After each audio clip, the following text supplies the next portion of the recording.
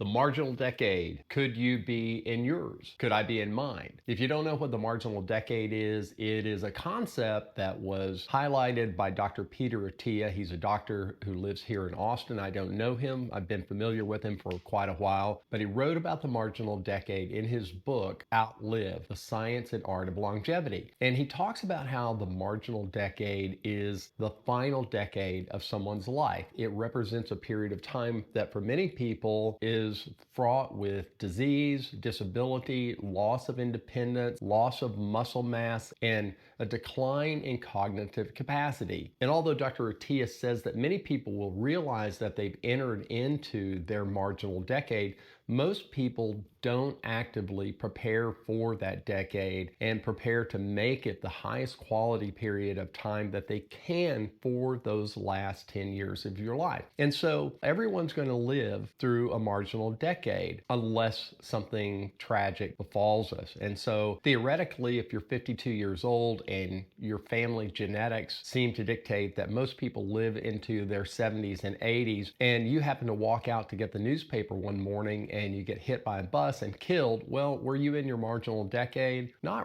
really. You were in your final decade of life, but that's not really what he's talking about. He's really talking about a period that we enter into as we live and we age and we hit a point to where we start to decline. We start to get weaker. Our memory begins to decline.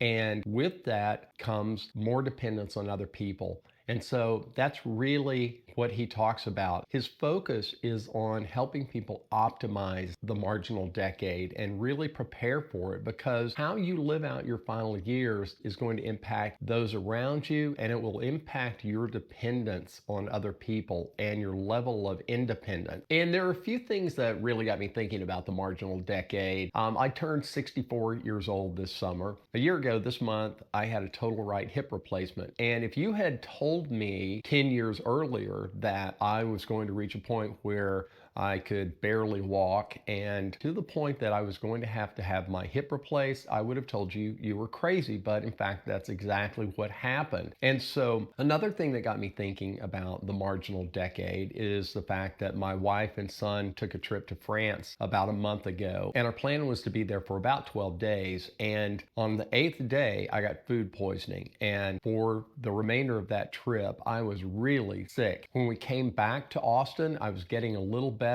I had a 24-hour ER shift at the end of the week, and I felt good enough to go to work. But after that shift, I came down with a brutal case of bronchitis, which really set me back for a couple of weeks. So towards the end of the trip to France and beyond that, for the next several weeks, I've just been sick. And I think when we get sick and we aren't feeling our best, and you start realizing that, hey, I'm just not as healthy. I don't feel as healthy as I used to when I was younger. And it really got me thinking about my mortality. And so I'd heard of Dr. Attia's concept of the marginal decade, and it really got me thinking about preparing for that final decade in my own life. So I wanted to throw the marginal decade onto your radar so that you can start thinking about it. One of the things that Dr. Attia talks about is the fact that if you don't prepare for that decade in terms of keeping yourself stronger, keeping yourself mentally sharp, it has the capacity to dictate your level of joy, your level of happiness. And if you're dependent on other people around you for day-to-day things that have to be taken care of in terms of your own personal care, that can really impact the way that we feel about ourselves. And nobody wants to be dependent on other people. I think we all want to maintain a sense of independence for as long as possible,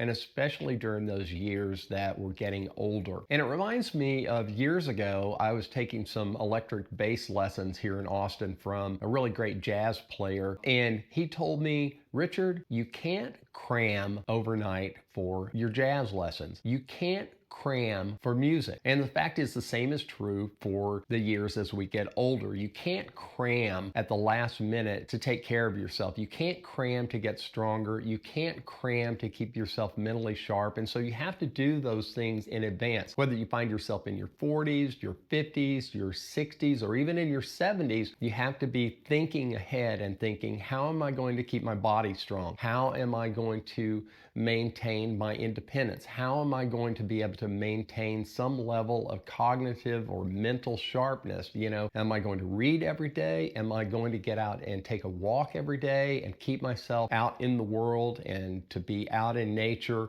Am I going to maintain a gym membership? Or am I going to maintain some sort of situation at home where I can exercise either in my garage or do chair workouts? And so these are things that I think are important to think about way in advance of the time that you really need to be strong in your 60s, your 70s, your 80s. And so you want to be thinking about these things a long time way in advance so that you're prepared to go into your marginal decade with strength and with dignity, so that you can live out your life with a level of happiness and joy that you would want, and that you would want for other family members if they were in their marginal decade. Dr. Attia talks about something called backcasting rather than forecasting, where you look at your 75th birthday, or you look at yourself at the age of 85, and what do you want to be able to do when you're 85 or when you're 75? What do you want those years to entail? Do you want to be able to continue snow skiing? Do you want to be able to hike up the side of a mountain? And so rather than thinking, oh, what do those years look like? He really advocates thinking, okay, this is what I want to be able to do when I'm 75.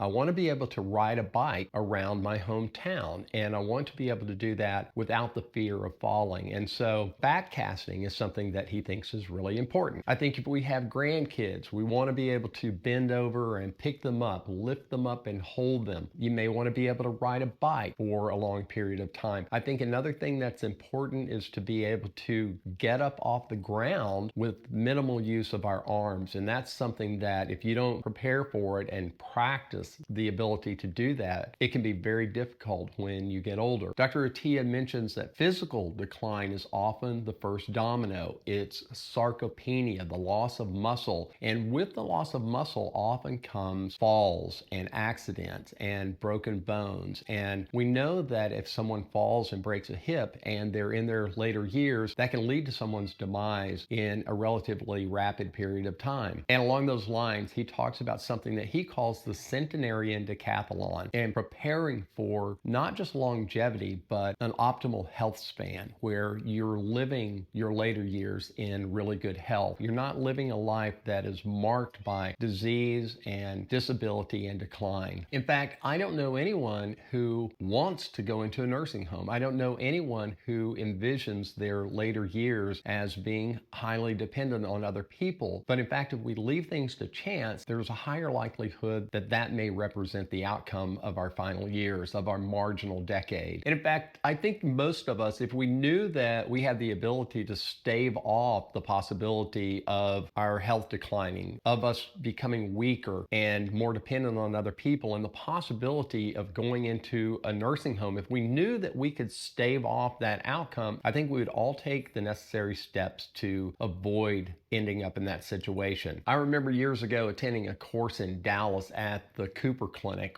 which is run by Dr. Kenneth Cooper. And I remember hearing him talk about how when we're younger, we need to be focusing on building and strengthening our cardiovascular capacity, because he said the things that kill people before the age of 50 tend to be vascular in nature: heart attacks from smoking, strokes, and things like that. And after 50, he said that people tend to succumb to accidents, falls, hip fractures, long bone fractures, and injuries. And so he talked about the importance at the midpoint of someone's life to not just focusing on cardiovascular fitness, which is still important important, but to begin focusing on maintaining our muscle mass and our strength and our ability to move and to have a strong body. In regard to cognitive health, Dr. Attia said nothing's guaranteed, and so it's really important to maintain optimal metabolic health, to decrease stress, to decrease inflammation, and to keep our minds active, to read, to be engaged, learning a new skill, engaging in new hobbies. As we age, we want to keep learning. We want to keep engaging in new things that keep us interested, new hobbies, a musical instrument.